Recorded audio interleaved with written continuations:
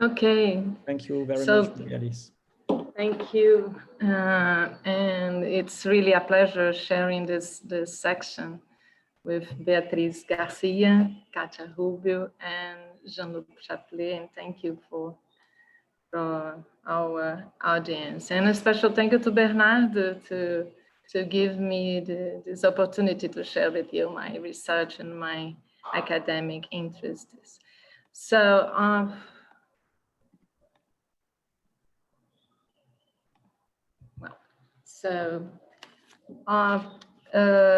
I'm gonna read the presentation. I'm sorry about that, but I think I will. I feel more confident of reading it. So here we are, and the Olympic Games and the Intangible Legacy hosting Rio 2016 Summer Olympics. Let me see if okay.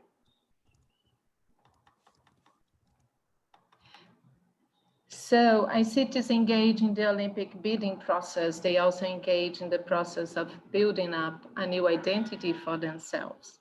This new image or this new identity, here named the Olympic Games, offers tourists as well as local residents a fresh perspective from which to view and to experience the host city as a new locality.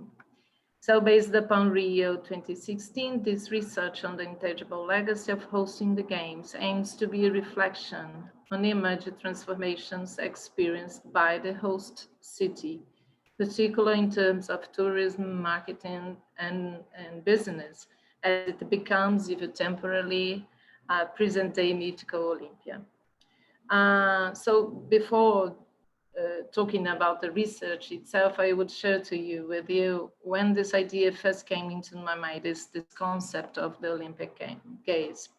I went to see an exhibition at Museu Histórico Nacional, the National Historical Museum, a couple of months before the Games, and the exhibition was about the image of Rio de Janeiro as a tourist destination, formed by 40 billboards of airlines and sea companies covering almost 100 years.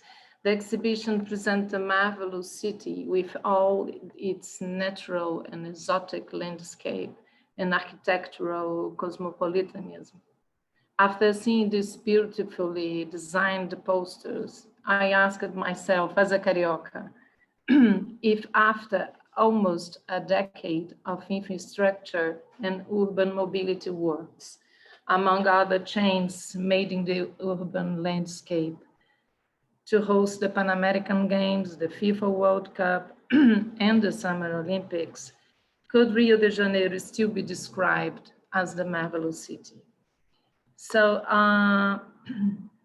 this question led us, me and my colleague Flavio de Colla, to write a paper called The Marvelous City to Olympics, From the Marvelous City to Olympic City, the image of Rio de Janeiro as a tourist destination, published in 2018. Well, for those who are interested in this discussion, the paper is available in Revista Lusófona de Estudos Culturais in this link you see in the slides. So reflecting on a transformation of such magnitude, draw my attention to the question of legacy. And I should say, even though probably or certainly already know, define the concepts. The concept is really hard because depending on which event stakeholder is analyzing the so-called legacy. So it can be seen as a positive or negative, and I'm quoting Shapley now.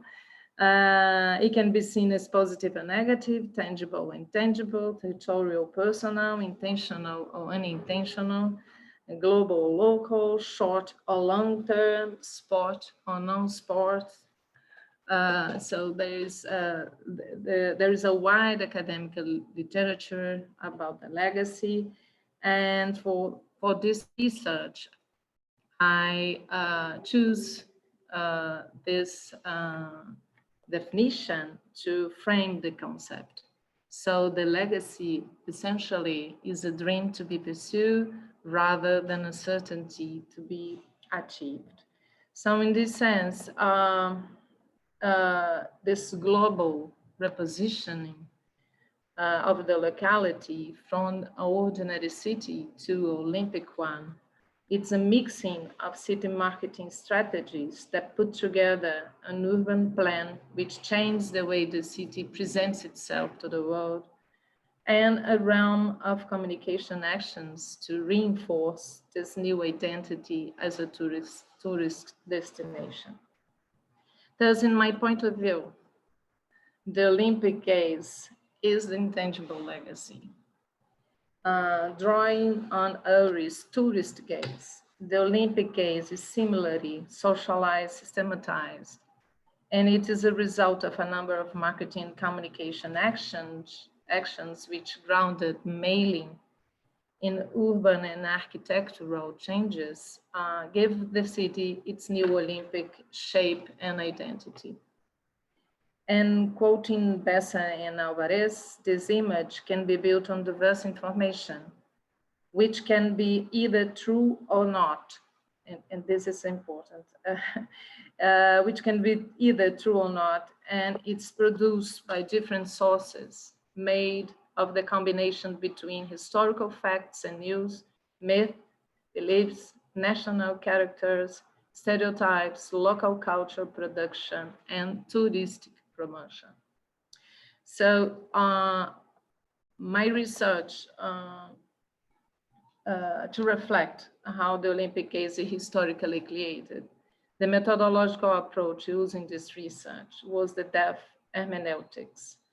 This methodological approach proved to be especially interesting when the objects of analysis is symbolic forms, such as advertising and public relation promotional pieces, as well as newspaper articles, since they should be understood in relation to the historically specific and socially structured context by means of which they are produced, featured, and received by the target, by the public. To that end, the research comparatively analysis three communication pieces from the three different moments that covers the process of hosting Rio 2016 Olympic Games. The pre-games period of the bidding, when the local government provides the IOC a bid promotional video, the opening of the games with special attention to the opening ceremony as a major communication marketing piece, and the post-games period during which an evaluation of the media coverage of the Olympics legacy is performed 1 year after the games. So I think you all know that the bidding material, those are 3 volumes of the dossier and the video, Live Your Passion. And the image of the bidding video, let's see here. The images of the bidding video, and it's important to say that the soundtrack was a music called Cidade Maravilhosa, or Marvelous City. So the images of the bidding video, as well as the images in 3 volumes of the bidding dossier, are efficient to reaffirm that Rio de Janeiro is a beautiful city dedicated to visual delight and leisure, including the sports. From the marketing perspective, the bidding video is a very efficient piece of propaganda, in a sense that the video edition just shows the part of the locality, the South Zone neighborhood, where nature and culture seem united with the landscape. The stereotypical discourse, which is linked to a certain pride of the Cariocas in relation to the city, has been considered irresistible to the outward gaze. Thus, the notion of marvelous city is here seen as a potential for Rio become an Olympic city, especially regarding the game as a media product. In economic and political dimension, Brazil was at the time an important global player, member of the BRICS, and since the late 1990s was planning this market strategy to be seen as a global city worth visiting, but especially, mainly worth investing. Since the bidding was a publicity action done by the government, this economic and political balance operated as a fundamental argument to convince the IOC committee that it would be possible to host the games, especially after the successful experience of hosting the Pan American Games in 2007. Nevertheless, it's important to point out that the fact that neither in the video nor in the dossier, Rio's periphery, even those one with some facilities will be built, like Deodoro, or even Barra da Tijuca, Jacarepaguá, the so-called heart of the games, has the same attention, nor graphically or textually, that some zone like Copacabana or Ipanema beaches, the Sugar Loaf or Christ the Redeemer, in a clear demonstration that the point of view of the tourism industry was also considered when the video was created. Concerning to the intangible legacy, the bidding video was an excellent piece of marketing, and it can be as the starting point to the creation of this Olympic Games. However, the government is just one of the stakeholders involved in this huge endeavor of hosting a sporting mega event such as the Olympics. Become an Olympic city demands a huge transformation in the locality, considering all the IOC's requirements regarding infrastructure works, especially for urban mobility, construction of new sport facilities, and the implementation of improvements in local security, telecommunications, and so on.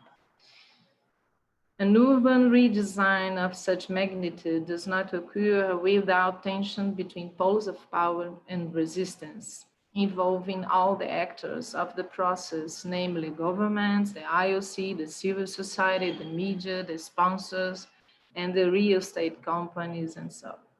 Especially in Rio, the political, economic, and social context interfered on the public acceptance of the games throughout the bidding process and the game themselves. So the next moment of analysis, the Rio 2016 opening ceremony. So since the 1990s, there was an intergovernmental marketing effort to update the image of Rio globally. But it was just on the 2000s, during the first term of President Lula's administration, that this kind of naive narrative of tropical paradise was reinvented by adding in Rio's image complexity, through which was possible to perceive Rio as more than a city to be visited, but a sustainable place, diversity-friendly, in which, despite the odds, keeps growing and innovating. So the open ceremony, not by chance entitled The New World, opened the doors for the Olympic city, at least in the communication aspect analyzed here. Let the magic images of the marvelous and the Olympic city remain forever in the memory. Rio is ready for the sports celebrations, as stated by the mayor of Rio de Janeiro and host to Rio 2016, Eduardo Paes, in the opening paragraphs of the brochure of the ceremony. The brochure's presentation text made it clear what it was all about. A representation of Rio de Janeiro and by extension of Brazil, created, produced, and launched by Brazilians for the consumption of a global audience. So the past of Lost Paradise would not be denied, but it would not be the key aspect to be disclosed as the conception of the show, now considered the cheapest in the history of the Olympic Games. Towards the lack of the budget, a gambiarra, or the Brazilian way of creating through improvisation, was used in a strategic way to re-signify Rio's imagery globally. So the notion of Rio's authenticity was also updated, revealing the periphery and the culture of those who are the margins, who are on the margins, and who today renew the Carioca lifestyle. The city's nature and beauty were replaced by a characteristic urbanity represented by an aesthetic originally related to the North Zone, which includes the periphery, where most of the Rio's favela are located. At this point, the marvelous city gave rise to the Olympic city, urbanized and performatic, artistic and creative, diverse and sustainable. It's also possible to quote the updating of the girl from Ipanema. The female incarnation of Rio de Janeiro was updated in the image of the world-famous model Gisele Bündchen, catwalking full of charm, as says the lyrics by Tom Jobim, in one of the most broadly mediatized scenes of the ceremony. The invitation of a world-famous model, not only for her beauty, but also for her successful career, to represent Rio de Janeiro in an event of this media amplitude, gave us a clue of the marketing effort in giving Rio de Janeiro the status of a global city, naturally beautiful and good for business, a tourist destination, and also a place to invest and trick for investments and innovation, as I has already said. The opening ceremony was the final advertising piece that dedicated the entire market and communication effort made since the 90s by the three government spheres of the country to mark the city not only a place of tourist affection and entertainment, but also a place of culture and economic production. From the results obtained, both in the local media and especially in the global media, the opening spectacle was successful in its objective of incorporating the title of Marvelous City and the image of the Olympic City. As a result, a new tourist gaze rise from a more urban and performative view of Rio, and nothing more performative than sports competition, despite all the economic and political crises experienced since 2013 that threatened the very realization of the Rio Olympic Games. So the last moment of the analysis, 1 year after the Games. So a month after the Paralympic Games, Rio held another Rock in Rio festival, and this edition was the largest in numbers. 270 people attend to the music event. The same occurred with the Réveillon and the Carnival. Both of them were sort of a blockbuster. The Carnival has attracted 1.1 million tourists, the largest number since 2009. And tourists spend an estimate of 3 billion reais, 20% more than 2016. The hotel occupancy rate was 90%, despite the offering of 18,000 more beds than 2016 during the Olympics. For tourism analysts, the Games have influenced the rise, especially concern national tourists, arguing that the national economic crisis has helped because people do not travel abroad, and the national market was in fact by the information on the Olympic Games. But despite all the disputes between the government and the local population over the advantage or the disadvantage over hosting the games, 6 months after the games, the image of Rio de Janeiro as the Olympic city seems to have been commercially successful as well as the Olympic Games. However, at the same time as the carnival, local media and the global as well began to report that the $1 million sport facilities were falling apart. According to Boykov, the history of the Olympic Games shows that host cities tend to be negatively impacted both socially and economically. Rio de Janeiro was no exception, and most of the investments made in the city were in the steward, deteriorating amidst an unprecedented political and financial crisis experienced nationally. Not to mention the backlash of the case of corruption in the Rio 2016 bidding process, involving Brazilian politicians and Carlos Artur Nussmann, an honorary member of the IOC, who was held for questioning in September 2017, 1 year later the Games, by Brazilian and French authorities. So just 1 year later, the dream was over.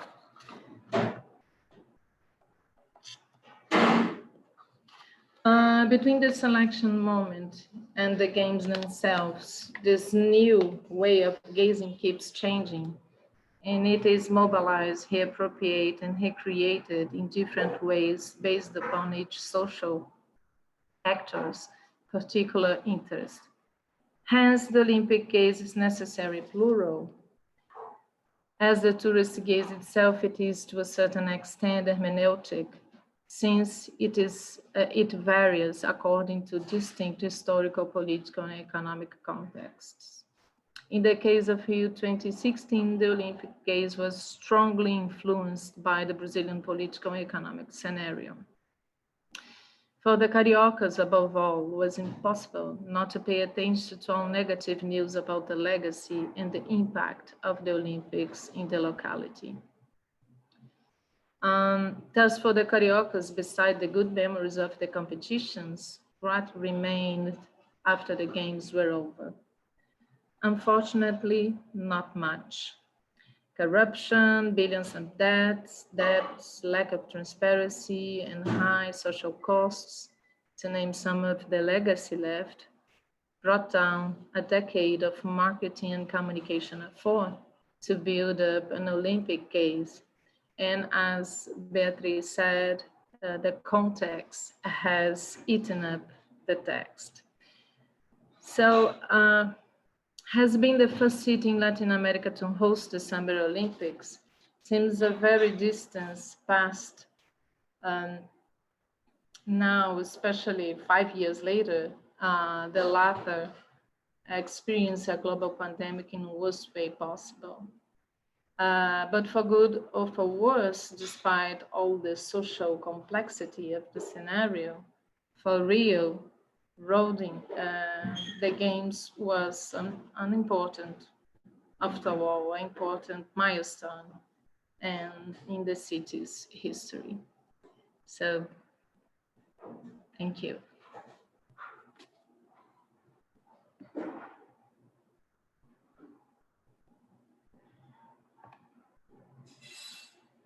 That's it. Thank you. Thank you very much, Maria-Lise. Thank you very much. So, like Beatrice, you think that the nuances and shades are at the heart of our profession, far from the medias, of course. Thank you very much for your presentation. In Lausanne UNIL, we are used to have each presentation and then discussion, but so I'm very sorry for everybody, but so Katja has said quite all she wanted to present. Perhaps Jean-Loup, you can have a few minutes, and then we will go back to the public and have a discussion all together, particularly from the Brazilian side. Beatrice was waiting for reactions from the colleagues. Katia and Marie-Alice said the same. We need to know how the colleagues who are citizens and researchers, they do understand this mega event. So Jean-Loup, for a few minutes, please.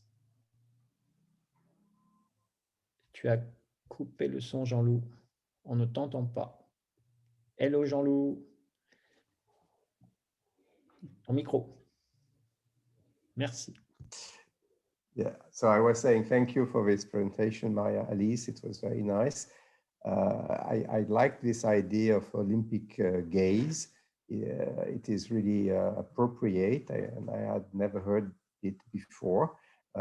Also, this new version, Olympic Gaze 3.0, considering that most people will or are already, the young people in particular, are looking at the Olympics through the social media and not on TV as we used to do. So this is important, an important concept in order to experience the Olympic from the outside. I think, which is of course important. It's probably nowadays one of the main reasons why cities and people running the cities or the countries want to organize the Olympics, still want to organize the Olympics. So thank you for this concept. I had a question regarding whether the Olympic gaze had really changed Rio. Because of course, Olympic gaze can be positive, but it can also be negative. And my personal outside vision of Rio before the Olympics were Copacabana, the Christ Savior, the Carnival, and after the Olympics, it's more or less the same, maybe with the favelas, which I didn't realize were so important. So have really the Olympics changed the vision of Rio? It's really a question I have, and whether this Olympic gaze nowadays is not always positive as it used to be, but can be quite negative when you think of for example, Sochi. Well, when you think of Tokyo, of course, they are not very lucky because of the pandemic, but when you think of Beijing 2022 coming up, this might not be so positive as it used to be. And therefore, this Olympic gaze should be taken carefully by those who really want to organize the Olympics. Thank you for your answer. Marie-Alice, I know Katia has another question. So Katia, please, if you could ask your question, and then Marie-Alice will answer you both, and you will have the public then. Thank you. Katia? Thank you, Patrick. Thank you, Maria-Alice. I loved your presentation because I think you deeply in the facts and in the history and culture of the recent history of us. And I think the image is very, very important, because Olympics in general are the image about Olympics are constructed in a symbolic language more than facts. And I think in the specific case of Rio, was constructed a narrative like Beatrice present, and all the time the image about a beautiful place, city and country are reinforcing in the media in general. And the effect after games survive for a little time. What the impact to the Olympics in general about the Rio history? I think it's very important to discuss because Professor Jean-Luc talked about Athens 2004 and the impact, the crisis after Games. And Rio, what impact to the Olympic movement, the fail of the city and the country in general? What's your opinion? Thank you very much.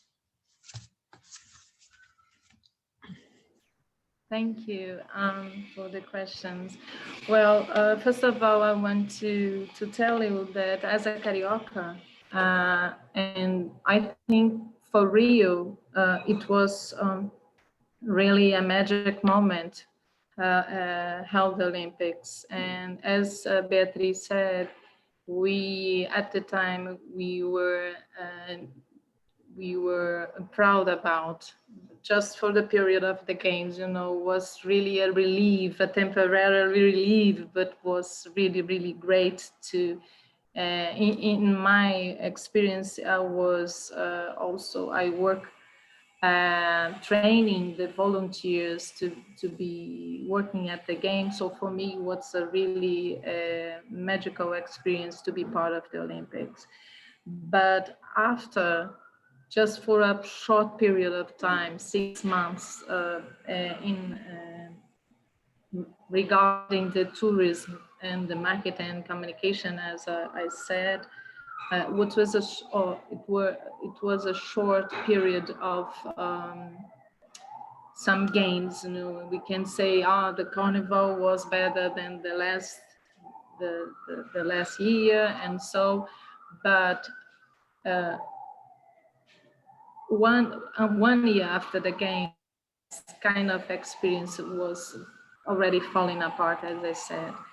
So I think if we run a research now, an investigation about 5 years later, what Cariocas think about the Olympics, I raise a hypothesis here that maybe the answer of this question was that Olympics didn't make a difference, didn't make a difference. So yeah, and responding, answering the question of Katja questions, I think this was really a moment for the Olympic movement think about their responsibilities when they select a locality to be the host city. Because, and I think this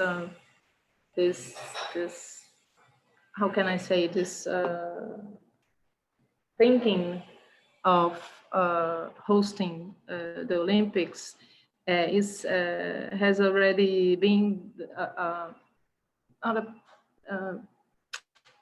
it's preocupação, Bernardo. How can I say that? Worry. Worry. Thank you, Beatriz. Oh, worry. Yes. And Rio just reinforced this worry, you know, because it was really hard to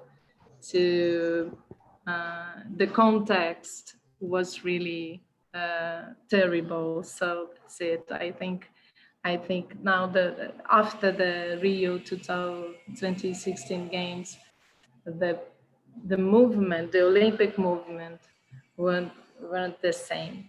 So that's it. Thank you.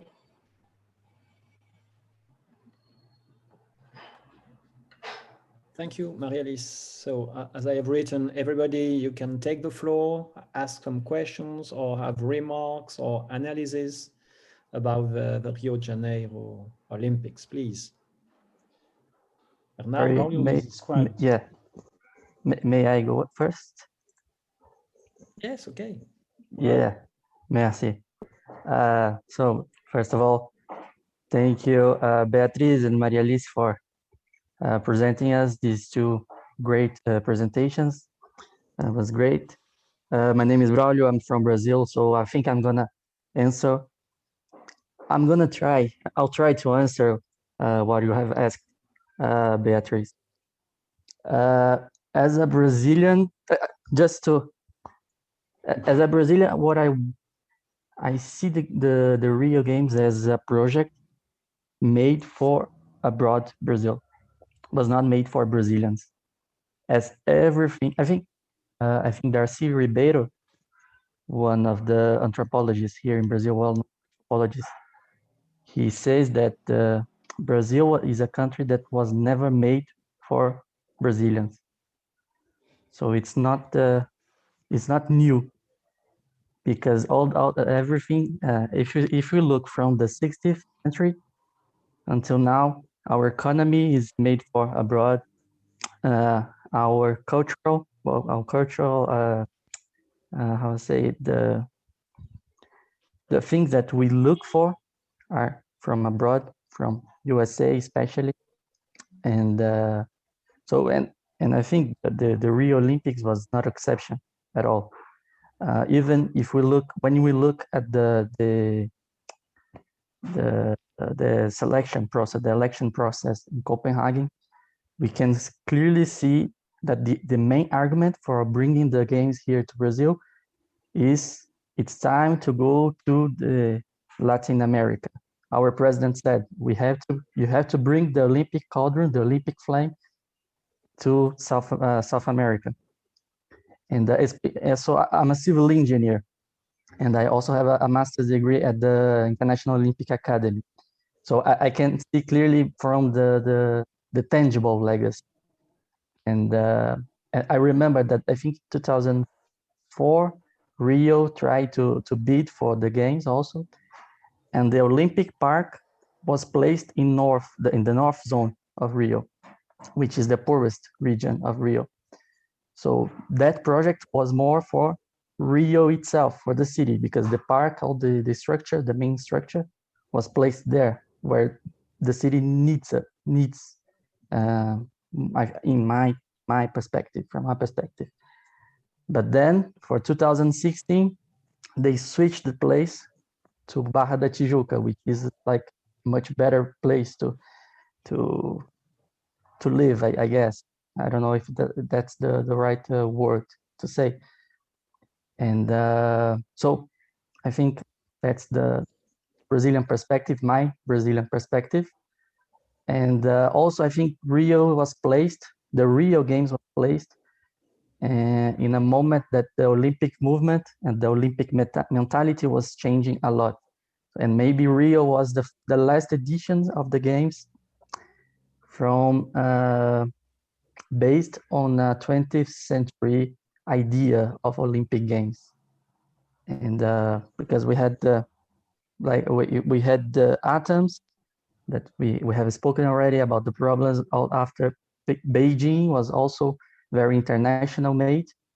And then we came with London, and then back to Rio. So it's a huge contrast. We can see with the motto, we have inspired a generation in London, and then we go a new world in Rio. From my perspective, and I think from the global perspective, it's a major setback. And anyway, then with Tokyo, Paris, and Los Angeles, there are cities which are much more ready than Rio was when was elected. And for us Brazilians, it's really easy, not just the Brazilians, but it's really easy to look at all those white elephants we have now and say, look, all the money was spent on these things that worth nothing now. And from my perspective, just to finish, yes, please. Sorry. And so I think the Rio Olympics was made for foreigners, especially, and for the Olympic movement itself.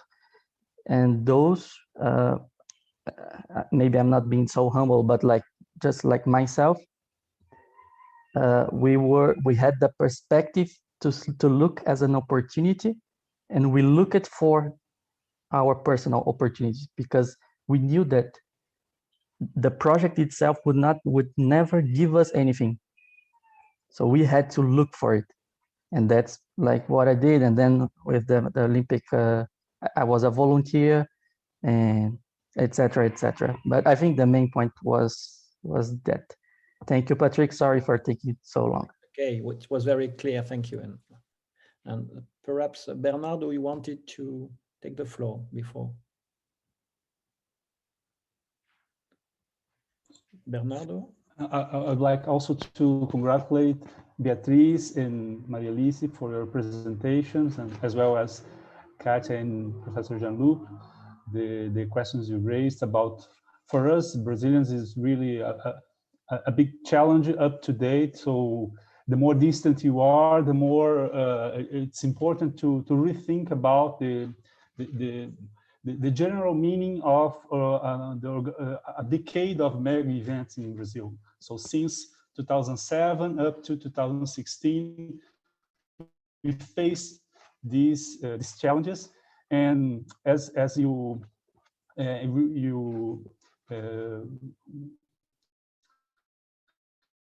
remark very well, from the beginning, from 2007 up to 2016, things changed a lot in Brazil, politically, economically, and unless the last 5 years, we are living in the midst of a big crisis, and we can see a horizon.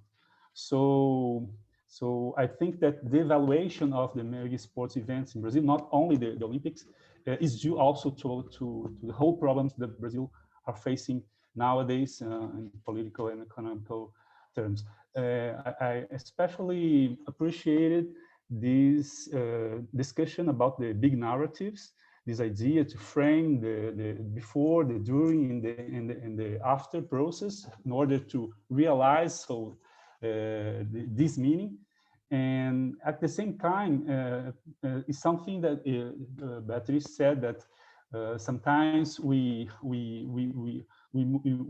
turn from the idea of a failure to success, and to the euphoria, to the tragedy, and what is common to every city that hosts this event, and what is particular to the Brazilians inhabitants and culture, because we ourselves describes ourselves as these radical turns, this idea that our relationship with sports, there is an axe to an angle that reinforces the organizational. So our debate that we are not a serious country that is able to organize, to lead, to be at the top of a developed country, something that Braulio underlined. And on the other hand, the other X, we talked about the performance. We are interested in the results, so the records, and it's very important in the World Cups, but also in the Olympics.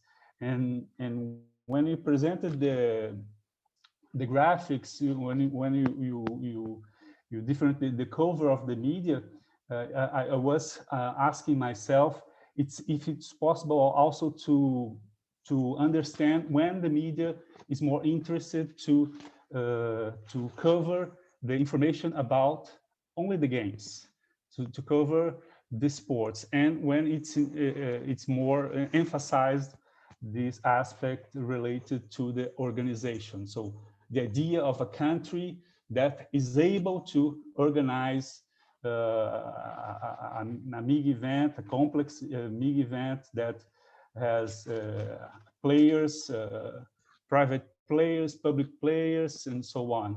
So I would like to hear you, Professor Beatriz, a little bit more about these two axes, the performance and the organizational aspects in the Rio 2016 Olympics. Thank you very much.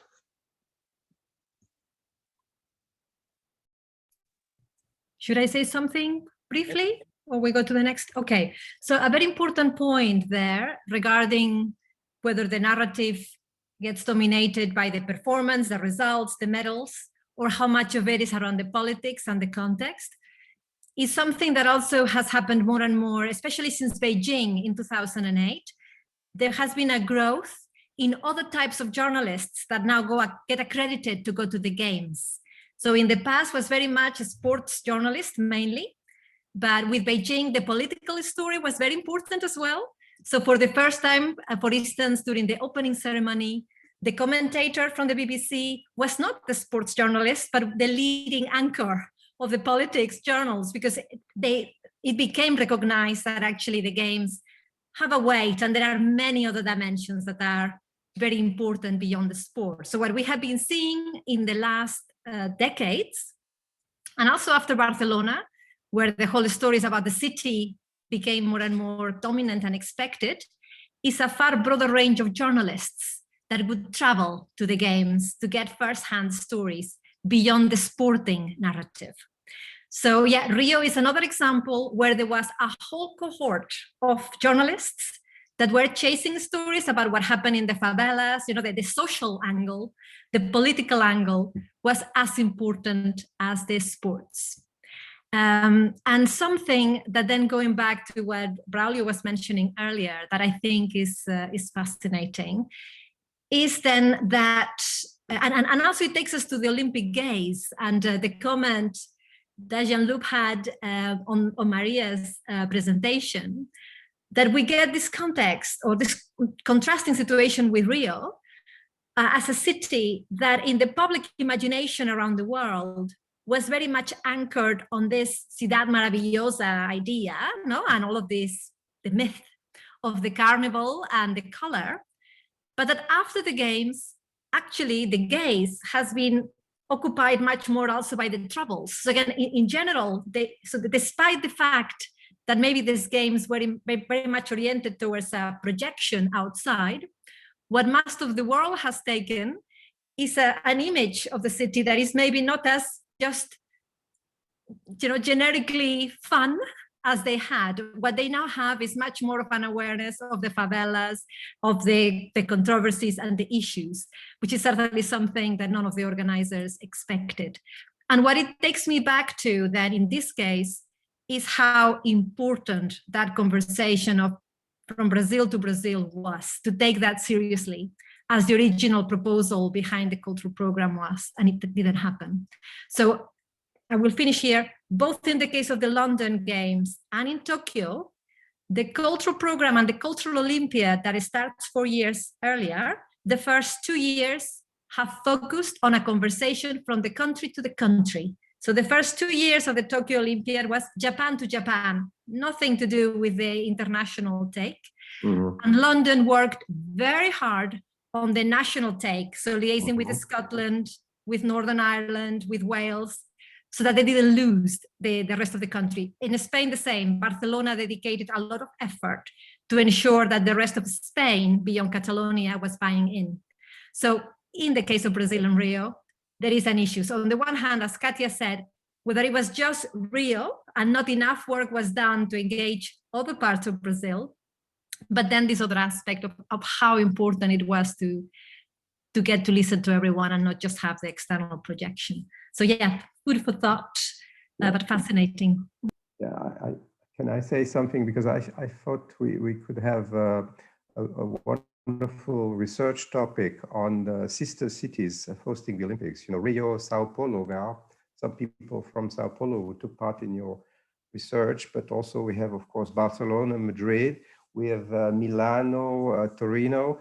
This happened several times, even Beijing, Shanghai to some extent. You just mentioned London and the rest of the United Kingdom. So this is clearly something that we should explore at the Olympics. Maybe our first an internal image builder of a smaller city toward the bigger city, Rio towards Sao Paulo, or a long time ago, Grenoble against Lyon in France, or Torino against Milano, and so on. And only international afterwards, at the end, or during the Olympics and after the Olympics. That would be a wonderful research topic. Have you touched upon it with Sao Paulo, for example? We worked a lot with Sao Paulo, and in fact, my team in Brazil was not based in Rio, although I wish it would have been, but it was very interesting to have the Sao Paulo take, especially from the cultural perspective. So there has been no time to discuss, but it was fascinating, that engagement, non-engagement, and that journey. I mean, how from Sao Paulo, the whole experience of Rio was being perceived, and the capacity or not of Rio to present that story, the cultural weight of Brazil. Cultural weight, which could balance the economic weight. Yes. Maybe, you know. Yes. And that they thought it was too light. I think Rio finished a period in the Olympic Games. And my question is for you and Maria Alice. Do you think the Rio experience can change the way of the future of Olympic movement? In the perspective like Maria Alice presented, the select of the city considered more than aspects, the microcosmos of the city, but the country in general. And Rio suffered a big pressure to International Olympic Committee to finish some different things in the perspective of the IOC, not the Brazil. And this caused a very strong impact in the organizing and in the society. Do you think this experience can produce other perspective to the future? Thank you. You want to go first and I follow? Okay. So yeah, I think this experience in Rio was really a milestone, as I said, not just to the city's history, but I think to the history of the Olympic movement. And I think it was the Rio Olympic Games was as the frontier, if I can say so, of the old way to do things and the next way to do things, the new one, you know, because the world has changed, and well, the Olympic movement has to change as well. So yeah, it was really for the Cariocas and the Brazilians was as I said, 2 weeks period of marvelous and a very, very beautiful and experience, but you know, it was at the same time so hard to be here and to experience this the Olympics, because the context was really, and I really love this statement that Beatriz said, that the context eaten up the text. Yeah, the context was so hard for us. So yeah, I think the Rio 2016 was the last Olympics in the old way to do them. Yeah. Yes.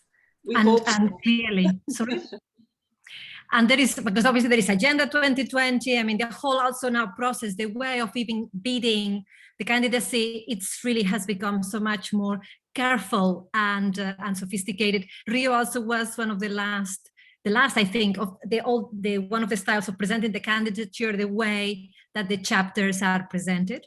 Also, another important example of something that the IOC then also has developed and is taken more and more seriously in terms of the approach to knowledge transfer and to training of teams, that importance that you cannot just land things on the city and the host organizers, how important is to help with the observers program, with the direct interventions when needed.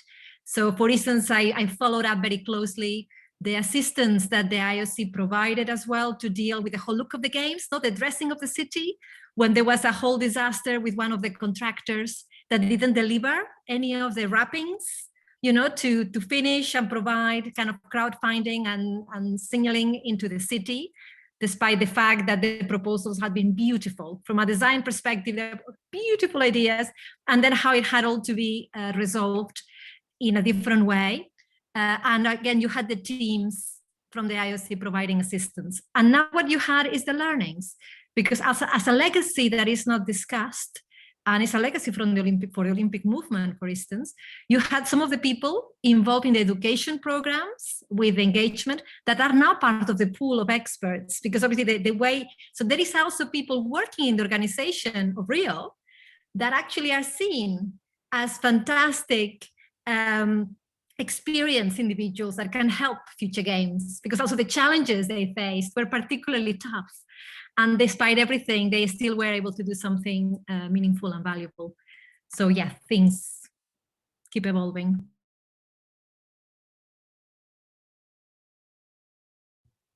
Are there any other questions in the public? Please. We have 3. So I think it was Jeff. Jeff, I think, had the hand up for quite. Thanks. Can you all hear me okay? Yes, I'm Jeff Pigman here, and I work on sports diplomacy. And I just want to thank both of you presenters for very interesting and rich presentations today. This was really great. My question is this: to what extent do you think that the local organizing committee in Rio, and in particular the organizers of the cultural program, learned or did not learn from the experience of the 2014 FIFA World Cup, which of course was a much more national event as opposed to an event local to Rio.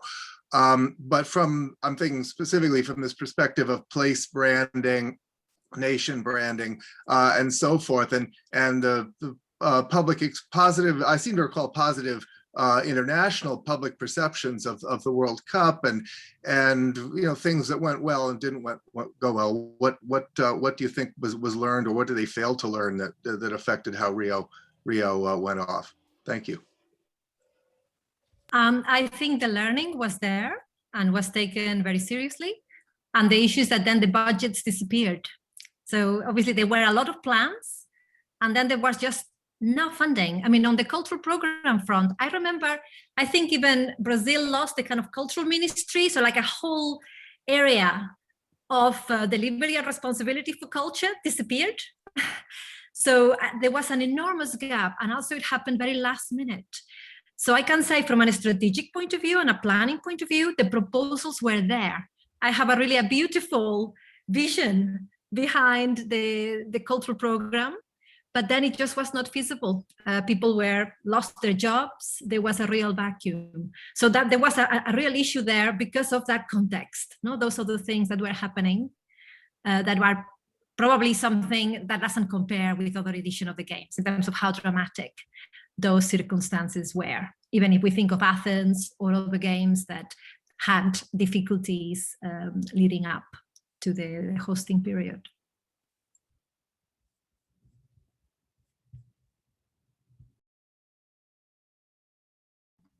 Other questions?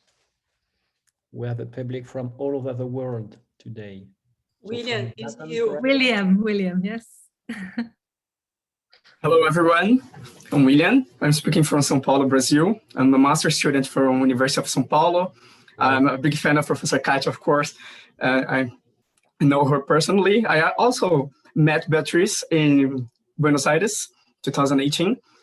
And I was in Rio during the Olympics. I was a volunteer there. And in this opportunity, I met a member from the Olympic Committee talking with the Tokyo member, planning how Tokyo will going to be. And this guy told me, as Professor Katia says, we Brazilians have the jeitinho brasileiro, a Brazilian way to achieve one single task. We usually plan 3 different plans, plan A, B, or C. And I think it's very okay to do that.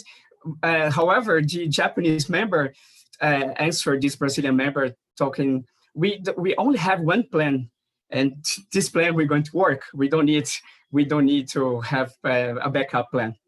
And thinking about that, what kind of challenge Beatriz and Maria Alice, do you guys think Japan will face, thinking about, of course, the pandemics, and on the other hand, we will have the Youth Olympic Games, the first edition in Africa, in the Africa continent in 2026. And thinking about that, what kind of challenge these future Olympic cities will face? And most important, how to overcome this challenge in order to be prepared to host an Olympic Games and be successful in any kind of aspect. Thank you. Thank you, William, for your question. You know, it's our next session on the 10th of May. Anyway, it's about Tokyo. We'll be there. But anyway, Beatrice and Maria-Lise, please. Some ideas about Yes. Tokyo? So again, very quickly, and obviously with Tokyo, I had also the fortune to have been following them up and working with them and observing their cultural plans since 2016.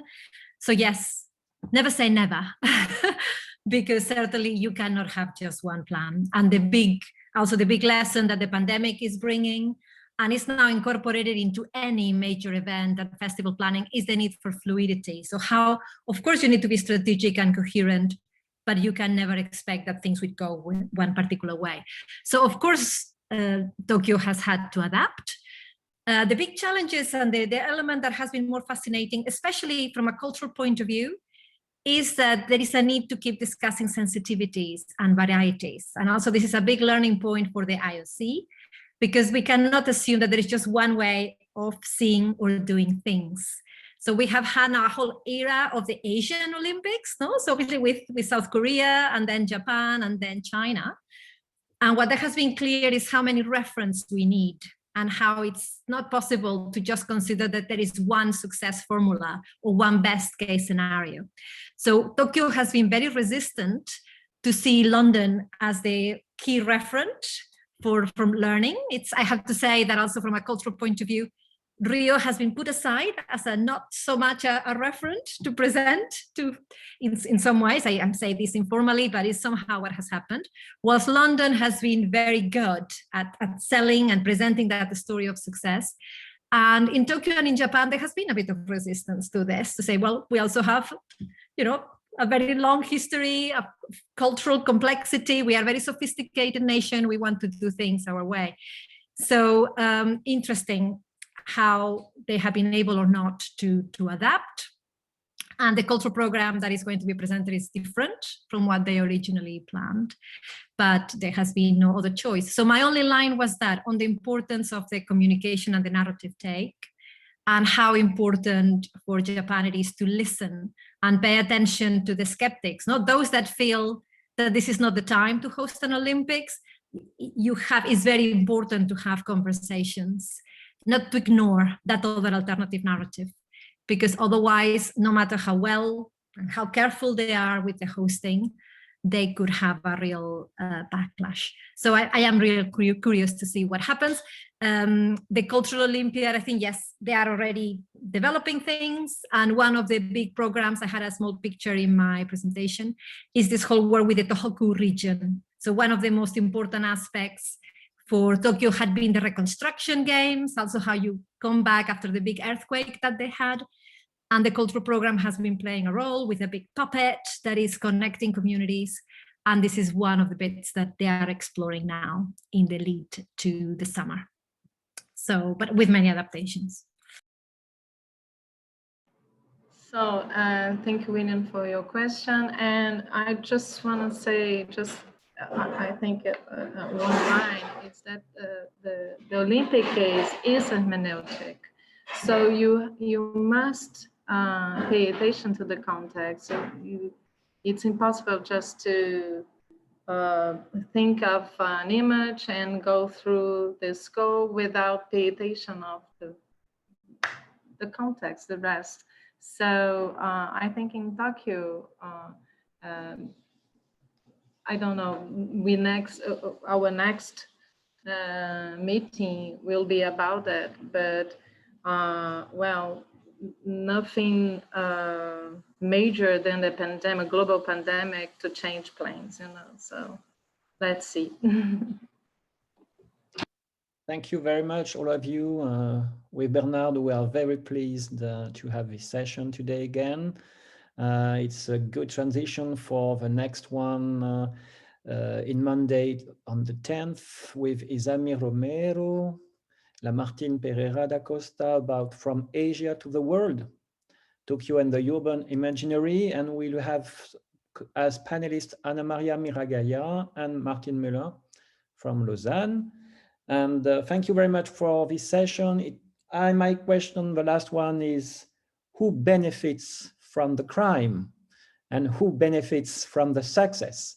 And that's about Geoff Pigman ideas about the new diplomacy, the new sport diplomacy. It's not only about winning medals, making records like during the Cold War. It's not about only boycotting the games or organizing the games, but it is about building opinions at a global level and not necessarily about the city where the games were located, as in Rio.